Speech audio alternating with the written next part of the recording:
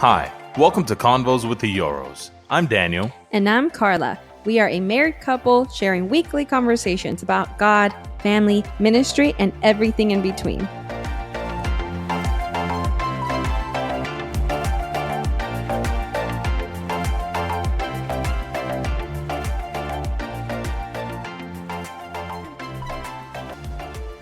Hello, everybody. Welcome back to another episode of Convos with the Euros. Hey, everyone. It has been a hot minute and a half. Yes, it has been. And we have a lot to catch you up on, actually. Yeah, a lot of events going on in our lives, which has kind of pushed us toward this break that we took, and we're just glad we're back.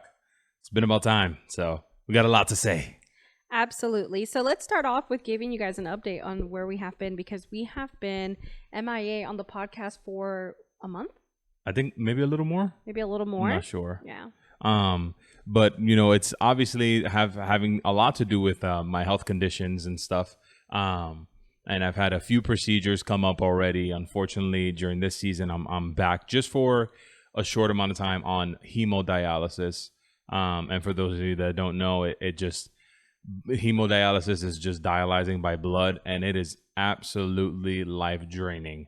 They take out the contents of your blood from your body, they clean your blood, and they put it back in.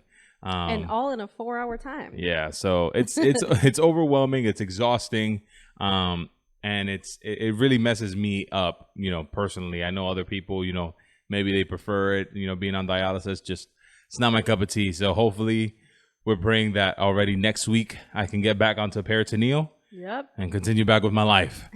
So yeah, you guys. So the month of June, the start of our summer, was definitely not what we expected. So for those of you who don't know our story, I always give that little caveat. Daniel had COVID in 2021 and spent 3 months hospitalized. As a result, he has many conditions he's dealt with, but the major one is renal failure. Yes. Whoop, whoop. Hooray. Yay. No, but for real, we try to have like a positive outlook on life. Yeah. I mean, he's here and that's what matters.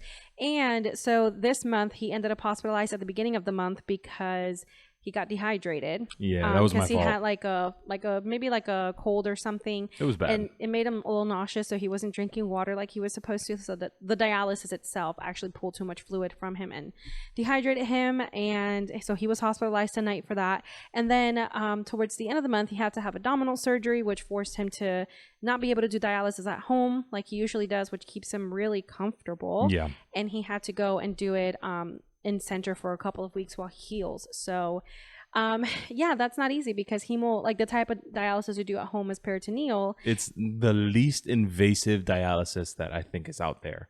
You know, because it's not really dealing with your blood, but it's dealing with sugar water that you put into your abdomen. So it's a lot less draining. Time consuming, yes, because it's 12 hours, but I do it while I sleep. And it's kept us comfortable, you know, for the situation that we're in. It's not the best, you know, we don't want to be in renal failure, but for being in renal failure, we have to be on dialysis. I think peritoneal for me was the way to go for our lifestyle. And we've been able to travel while you're on it, which is amazing. Like we've literally gone on a road trip. Yes. We've gone on two of them. We've been able to go to like a young adults retreat, and then we've also been able to go to North Carolina. Oh God. Georgia. One of those. Somewhere in there. You know, we didn't really know where we were going. Okay. We just went up. No, we went and we stayed at a cabin, and then we're actually going to travel to New York, God willing, in October while he's on peritoneal dialysis. Yes. And we're going to travel with all the supplies and the machine and everything. And if you're curious about what the machine looks like, I'll link a video down below. Yeah. But of me setting it up, not a stranger. You're welcome. Just here's some random person setting up their peritoneal dialysis. Enjoy. But that's been for me. What about you? Anything new for you these last few weeks, Carla? No emotional damage. No, it's been a rough month because, you know, seeing my husband who's been doing so well. I mean, besides for the most part, the kidney's not working, but you've been doing great. I mean, I have been. People look at you and can even tell most of the time that you are someone who's, you know, struggling with renal failure. Honestly, I attribute that to my good looks, but and you're pretty white. You have a nice smile. Weep weep. Hey, no, let me stop. No, but you know, for the most part, you know, I'm not going to say we have normal lives, but we're able to get on with our life. Yeah, we move on. And then when we get hit with these things, it's like we're so reminded of how close we came, with Daniel, to Daniel losing his life, and it's sobering, I guess, and Yeah, definitely eye-opening.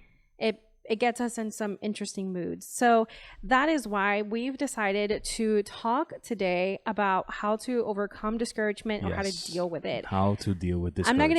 I'm not gonna even say overcome, because it makes it sound way easy, and it's so not easy to deal with that feeling of being overwhelmed. So that's why I don't want to make it look easy, because it's not. And if it were, no. We wouldn't even doing a podcast about it. So yeah. And this is something that I feel like every I was going to say household, but it's not a household thing. I think discouragement is individual, but it also can happen for a household, for a marriage. Yeah. But I feel like so many people, everyone deals with discouragement. Honestly, it is no stranger to anyone. There have been moments in my life where, I've been younger, very young, and I've been discouraged young. And I'm not talking about, early teens. I'm talking about like you're a kid and you don't get what you want for Christmas, so you're discouraged. We all know the feeling all too well. Yeah. So it's something that we want to talk on today. And obviously we're going to be coming from our perspective of tragedy, from what we've experienced and the pain and the loss that we have suffered these last few years. But that does not mean that if your situation isn't as severe as ours is, that doesn't mean that you can't experience discouragement. Discouragement comes in all shapes and forms, and it's subject to what you are experiencing as an individual. So we're hoping that these tips, tricks, verses, whatever we give, gives you some encouragement or allows you to fight for that encouragement. Absolutely. So the first thing that we want to start off by saying is we want to describe some of the deepest discouragement that we have faced in our lives, because we want you to be able to kind of connect with that. It's so hard to go through discouragement, because I feel like when you go through, a disappointment, which is, I don't think the same thing. When you go through a tough situation, you're going to like, oh, ouch, that hurt, but let's keep moving. But I feel like discouragement is so personal and so deep, because it's not just I got disappointed or this didn't turn out like I wanted to. It's something that can settle on you. And then it's really hard to shake it off. Yes.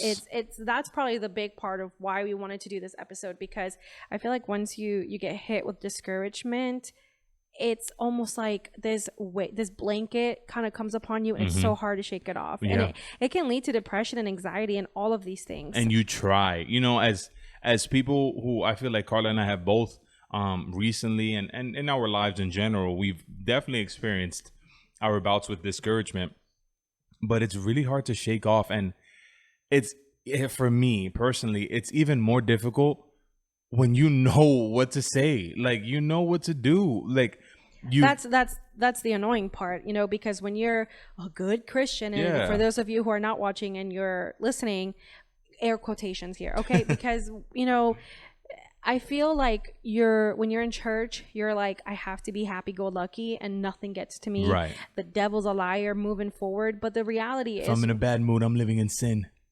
Yeah, but the reality is, when you face some really hard stuff, discouragement can settle in, and it is this weight on you. Maybe you're going through a tough situation, or maybe something like I mentioned didn't turn out like it was supposed to, and it's been one bad thing after another, and you're just done and discouraged, and it's this huge feeling of just you want to give up, and it's hard because it's almost easier to give into it. And here's the important part: it's easier to give into it, but it's actually harder because it's really difficult to get out of. Yes. So once you give into it, getting out of it, sometimes I think we give into discouragement and into those feelings, and we don't realize that if we entertain those thoughts of discouragement of you're not good enough, you're not going to make it, you're done for, you failed, and we allow that, we begin to accept it and we begin to take it into our hearts and into our spirits, it's going to be really hard to get rid of. The hole you're digging for yourself is dangerous. You've dug your own grave, if I can, say that. Yeah. You really do dig your own grave, and that that's why it's so important that we want to talk about discouragement, because sometimes in church we have to put on a brave face. But if you're feeling like extremely discouraged to the point that you're just like, I'm done, I want to give up, I feel depressed and stressed. Yeah, which is not weird. Please, people struggle with this. They really human. do. Yes. I mean, Jesus himself cried, I mean, in those last few hours before he was taken by the government, the Roman government, and he was going to go get crucified. And he knew what was going down. He prayed. What was going down. He asked for God to take the cup from his hand. He was. And he was emotional. And he was having a really hard time. And I think he set a precedent for us of like, yes, what to do when we find ourselves in like really the pit of despair, when it's bad, the shadow of death, like the psalmist puts it. Yeah. And just in the rest of this episode, we're going to share again, tips and tricks, and I don't really want to call it tips and tricks, but just advice on how to get past, overcome, however you want to put it, in regards to discouragement. Yeah. And we're going to be bringing Bible verses, but we also, I don't want to say that Bible isn't practical, because it is. You read the scripture and you try to stick as closely to it as possible.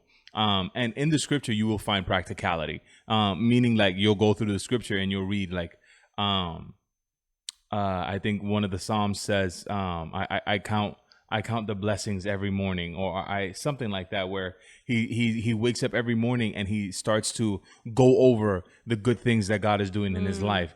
Yes, that's scripture, but that's also practical. If you sit down and you start to think of all the ways that God has been blessing you throughout your life, you'll be like, oh my gosh, okay.